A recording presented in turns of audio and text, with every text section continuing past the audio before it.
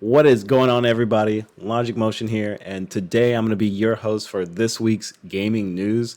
I just picked out some random topics that I personally thought was interesting for the week, and I was supposed to have this video out a day earlier, but I think it's okay. It's fine. It's fine. So let's just run through these topics and real quickly, and then we'll kind of do a deep dive into these topics after I kind of list what we're talking about today. So first off is games done quick, or what people know as GDQ. The founder has stepped down. We have Konami teasing new developments for a familiar series. The Payday 3 Steam page store went up, which is huge. The Cyberpunk Lawsuit conclusion, and then peer-to-peer on Steam, and desktop GPUs hit an all-time 20-year low. All right, so let's just get into the first topic, which is games done quick. And if you don't know, that's GDQ. Basically, what GDQ is where gamers will just speed run all types of games, not limited to anything really. And they'll do it blindfolded. They'll do it while talking, and they just make it look so easy. There's a bunch of cool stuff that they figure out while like speed running these games, and it's just all down to a science, and it's really cool to watch. So, but the big thing that's happening with GDQ is that the founder, Mike Uyama, I hope I'm saying that right. I apologize if I'm not. He's stepping down. So he's been doing this thing for just about 13 years. So Mike Uyama's reasoning just for stepping down or exiting GDQ is pretty normal from what I'm seeing. He's been doing it for 13 years, which is super fine. Like, that's okay, right? He's been doing it for 13 years. That's literally a decade. And he's just ready for a break. He's ready for a vacation. He's ready to just do something else. So it's totally understandable that he just wants to step down and kind of get ready for his next adventure or his next project, whatever he plans on doing next. I'm sure it's going to be awesome. So I can't wait to see what he does in the future. He also left the company up to Matt Merkel. So Matt Merkel is going to be taking the role of what Mike Uyame did. And I'm sure it's going to be in good hands. There's plenty of events planned for 2023. And Uyama's last event is going to be from January 8th to the 15th. And it'll be sweet. It'll be streamed on Twitch and all that stuff. So it'll be cool. But yeah, I don't think there's much else to say about Mike Uyama or GDQ. This guy put in hard work for 13 years, and he's just ready to move on to the next project. I think the company is in good hands. These guys have donated like $40 million to charities to prevent cancer foundation. It's crazy. This thing has gone far and beyond probably what he ever anticipated. So I think he did his job. I think he deserves his vacation. He deserves his break. And I just wish nothing but the best for him in the future. All right, on to our next topic, which is Konami teases developments for familiar series and unannounced new projects in the works. So I don't really know what to think about this. It kind of feels like to me like Konami's kind of been like on a steadily decline. But one thing I will give props for is Yu-Gi-Oh! Master Duel coming out. That seems like it's been great. It's been fun. There's a lot of like craziness in the game and, you know, meta slave stuff, but I think for the most part, the game's it's probably the best Konami game that's released like in the past like 3 years. I would really like to see some of the older Metal Gear Solid games come back on a new platform, specifically like PC or PS5 or PS4 or even Xbox, in any one of them. Just re-release like Metal Gear Solid 4 or whatever on the new PlayStation or even PC. I think people would really like that. Release the Silent Hill, the old Silent Hill games officially on newer platforms, so it's easier to play. I think that would be a great start for Konami. Our next one here is just a real small one, which is just the Payday 3 Steam store page is finally up. I think this is really cool. I really enjoyed Payday 2. So now seeing the announcement of Payday 3 and it's real, it's happening 2023, I think that's super cool. I played the mess out of Payday 2 back when I was in college. I had a lot of fun with it.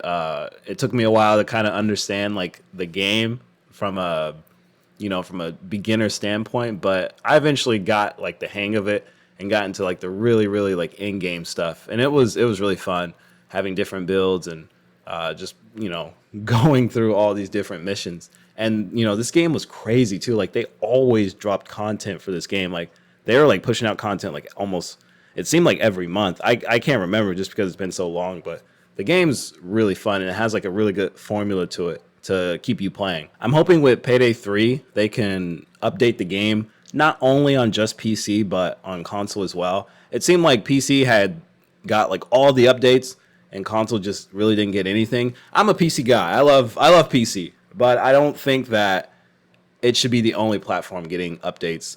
And regardless, I think PCs will always kind of get special treatment just because it's easier to update on PC. But I think they should make an honest effort to kind of flesh out the game on all platforms, right? Wii U, Nintendo Switch, Xbox, PlayStation, PC. Those other first ones were jokes, but like seriously, like just flesh out the game on the other platforms too. And I think you make like all your consumers just like really happy. If you know anything about Cyberpunk, you know that the release of Cyberpunk was literally the worst thing of like this new decade in terms of gaming. Everyone knew that it was just awful. It got pulled from the PlayStation store. I think it got pulled from Xbox store. It was terrible. It was awful. It was the worst release you've probably ever seen in the gaming industry. Maybe not, but it's definitely up there. So one of the crazy things about this was that CD Projekt Red was only providing PC copies of the game to reviewers. So basically, if you had a PC version of Cyberpunk, you could kind of brute force past the bad performance. Not the bugs, essentially. The bugs would still be there, but you could brute force past like the frame drops and all this stuff if you had a pretty decent system. But this was not the case on like PlayStation, PS4 specifically. Actually, no, PS5 too. PS4, PS5, Xbox, all the Xboxes, just because there wasn't a next gen version yet. So all the console versions of Cyberpunk were just busted, running awful, no matter what. The only way you were reasonably running this game is if you had like a top of the line like PC. And that's basically what this class action lawsuit was about, because they had showed footage off and said that the game was great and fantastic and all this stuff, but they never showed performance for the consoles like PS4 and Xbox. So you had like these, even the trailers were just made with like PCs, and none of them really had like the console version. So you would never see like those bad frame drops.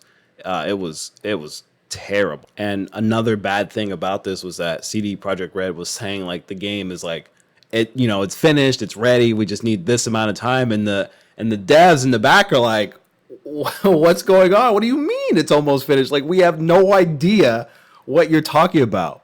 Dog, the game is not even close to being done. So there was just like, that's what they were telling the media, and the devs are like, what? Like, they're hearing that for the first time, talking about the game's almost done, and it's just not ready at all. And before we get too deep into this subject, Cyberpunk now honestly is fine. I honestly, even on release, I was playing it. I couldn't finish the game just because I got a really nasty bug, but I've come back to it, and I haven't beat it yet, but I've been having a really good time with it. I think the game is definitely had like its No Man's Sky. I don't think that should happen with every game though. I don't think every game should come out busted and then gets fixed later. I think when you buy a game, you should get a finished product. But I do think Cyberpunk has come around. They've fixed the issues with the game. And that's one of the big reasons this class action lawsuit had took place, was just because a lot of false promises. You had the game just running terribly on Xbox and PlayStation, and they weren't even showing footage of those last gen consoles because they knew it wasn't good. So they didn't want to show it off. So instead they would just show the PC version. And they kind of rubbed it in the face of the customers too, just being like, like, thank you for the 8 million people that pre-ordered the game. And, usually sales are really high on console. So imagine like, pre-ordering the game on console and then getting that message like, hey, thank you for the 8 million people that pre-ordered. And then you get that product. Like, it has to feel awful. So I know people were sick about that. So I'm not going to pretend like I know anything about the legal system just because I don't. I'm not a lawyer. But Andrew was awarded $1.85 million settlement. And in hindsight, yes, that is a lot of money. That's life-changing amount of money. But I don't know if that amount of money went specifically to him. So this could have been spread out between or amongst all the devs. And when you put it in the sense like that, it's probably not that much money. But I think this is a step in the right direction. If you have more consequences for these companies releasing games like they are, or in a bad state like that, and they always have to deal with something like this, then I feel like maybe we'll stop getting bad releases. But even in hindsight, like, $1.85 million is not really all that much to CD Projekt Red. Like, that's just like nothing to them. So this next one is going to be an update for Steam, basically allowing peer-to-peer downloads. So basically, let's say I have Red Dead Redemption 2 downloaded on the computer, but on my other computer, I don't have it downloaded. So basically what this peer-to-peer does is I can just take the files from this computer to the computer that doesn't have it over a local area network. So instead of having to go through the internet and grab these files, I can just do it through my local area network, not have to have like a super fast connection, and it'll probably get done faster than it would on the internet. Obviously, that's not going to be the case for most people. Some people, a majority of people will probably have pretty fast internet. But for people that don't want to download games all the time, or just don't have the space, but they have like a different computer or whatever, this is really relevant. I feel like it's relevant to anybody, and it'll just help anybody on the PC platform. I feel like there's so many times where like my girlfriend will have a game installed and I won't. And I'm like, man, I wish I just could transfer the files over. And it really is that easy. Like, I could transfer the files over, but I would have to set something up, right? So if this is inherent to Steam, it's just going to be easier for everyone, because usually everyone has Steam that's on PC that's a gamer. So it's just going to be easy. I think this is relevant to anybody, and it's just going to make PC gaming easier in transferring files. Awesome. Okay, so our final topic of the day, which is desktop GPUs hit an all-time 20-year low. So in 20 years, the sales have never been this low, and it's for good reason. GPUs, graphic cards, have just become incredibly expensive. You know, the average consumer just can't really grab one. When you really think about it, AMD, well, maybe not so AMD, but AMD and NVIDIA are competing with consoles to sell graphics cards. So, like, you have to really compete in that $500 range. Yes, you can have something more expensive, but like for your low end, you really want to try to have something like that's $400 or $300 that's like affordable. It seems like all the graphics cards coming out now are just like $700, $800, $900, $1,200, $1,600. It's crazy.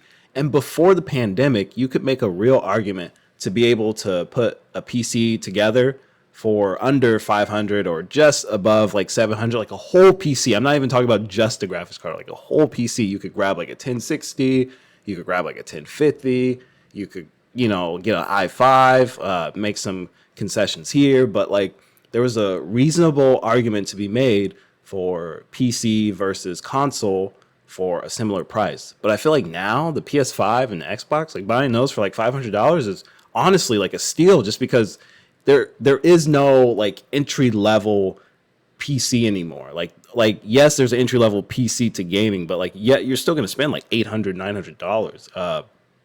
So it's just an insane amount of money. And I'm a PC gamer. I love PCs, but it's just as crazy how much you have to pay to get in the ecosystem.